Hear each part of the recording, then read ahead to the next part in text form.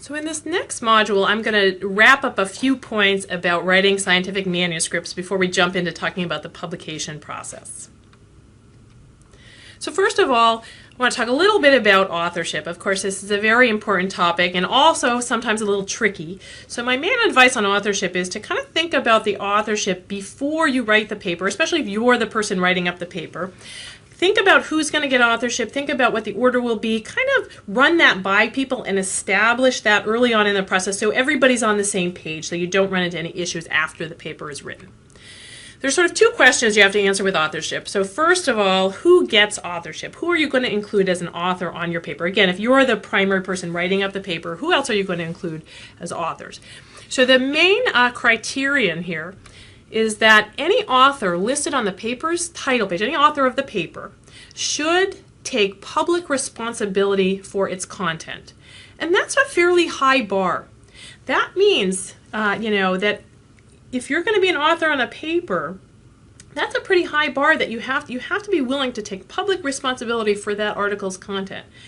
And that means if the paper is later found out to have a problem with it, to have fraud even, to be retracted for some reason, if you're an author on that paper, you are responsible, you are liable. That is going to reflect badly on you.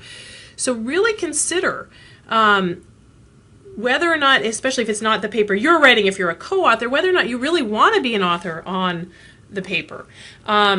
And if you're the one writing up the paper and you're figuring out, who should I offer authorship to on the paper, keep in mind that a lot of scientists, a lot of authors don't want to be included on your paper unless they can take public responsibility for its content. So for example, sometimes I'll give a little help to somebody on statistics or editing or something, and then they'll come back and say, oh, do you want to be an author on the paper?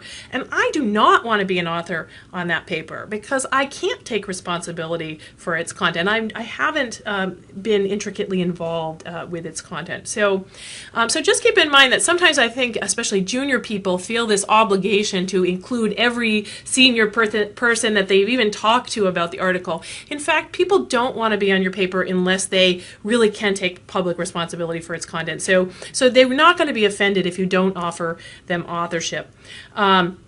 If you really feel there's somebody you need to acknowledge for some little help they gave you on the paper that doesn't really merit authorship, consider acknowledging them in the acknowledgement section. I'll talk about that in a minute. So just, again, it's kind of a high bar, and sometimes authors just get thrown on there for bad reasons, and really we want to keep it to the people who really can take public responsibility for its content. And then, of course, there's the issue of what order will the authors appear in. And in general, of course, that the order implies the author's relative contributions. So the first author is usually the person who actually wrote up the draft of the paper, might have been the person who collected all the data, often a graduate student or a junior person.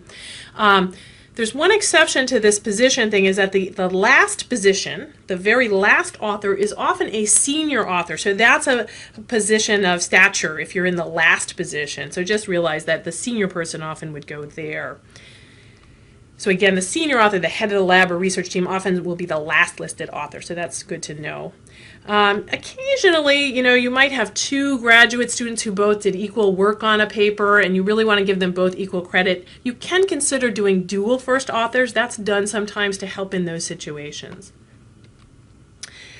Sometimes you have a clear first author and a clear last author. The person who wrote up the paper is the first author, the senior person is the last author, the advisor, or whatever.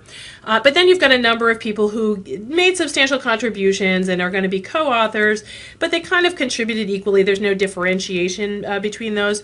So for fairness, how do you order those people that kind of come in between? You could consider alphabetical order or even reverse alphabetical order. I was involved in a series of studies which we had a number of people who were very central to running the study, a number of principal investigators at different sites in the study. So they were on a series of papers that came out with those studies. So on the first paper we put them in alphabetical order, the second paper we put them in reverse alphabetical order for fairness.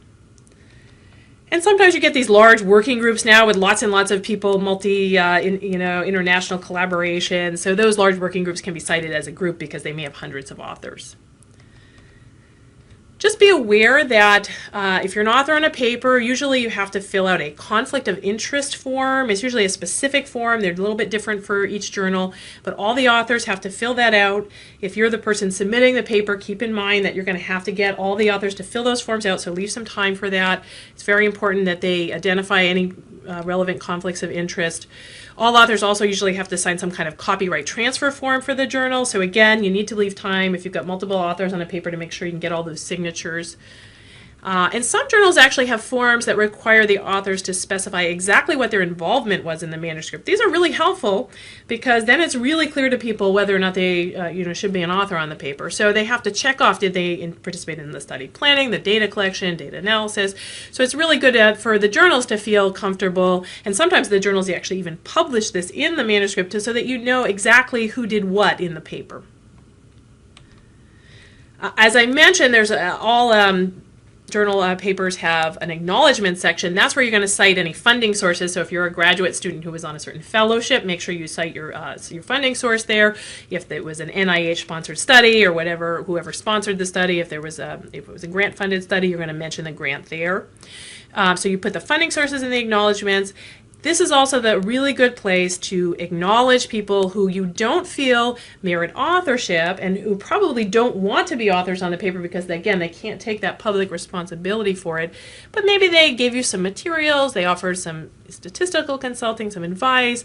It's a way to acknowledge those people without having to take on the role of author.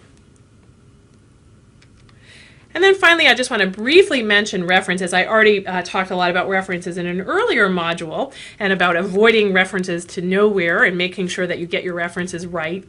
My biggest recommendation on references is to use a computerized bibliographic program. These are just so efficient. They will increase your efficiency greatly. They will prevent you from making errors in the references. So it's really worth investing in that kind of program, like something like EndNote. If you have a computerized bibliographic program, you don't have to worry about things like this. Journals differ in how you order those references in the reference section. Some journals want alphabetical order. Some journals want how the order in which those references appear in the text. So if you're not using a computerized program, you're going to have to figure that out, and it's a real pain to switch between the two. So let's say you submit to one journal that wants alphabetical order, and then it gets rejected, and you have to submit to another journal where they want order of appearance. Switching those manually, and I've had to do it in the past, switching those manually is a huge headache. It takes hours of time, and human error can get introduced at that point. So again, you're best off using that program that will do that automatically for you. Be aware that some journals limit the number of references. Figure this out ahead of time before you start writing the manuscript. I've had the situation where we had something like 45 references, and then somebody realized that the journal we were submitting to only allowed 30. It is incredibly hard to go back and take references out because your whole text kind of depends on those references, so you have to make major changes to your text. So find out ahead of time if there's a limit on the number of references.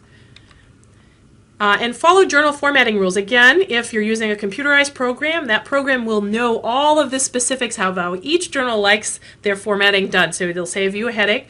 Otherwise, you've got to go to the instructions for authors, or go to a paper that's already published in that journal and just look at how their references are formatted. So here's an example of sort of a typical way that references are formatted. You've got the author's name, it's usually the last name, and then their first and middle initial if they have one, with no punctuation. At the end of that list, there's a period. Some journals will have you list all the authors, some will have you list 3 with an et al. So again, you got to know which it is for a particular journal. Then there's the title comes next. Then the journal name in italics, it's usually abbreviated, and again, you got to follow the standards for abbreviation.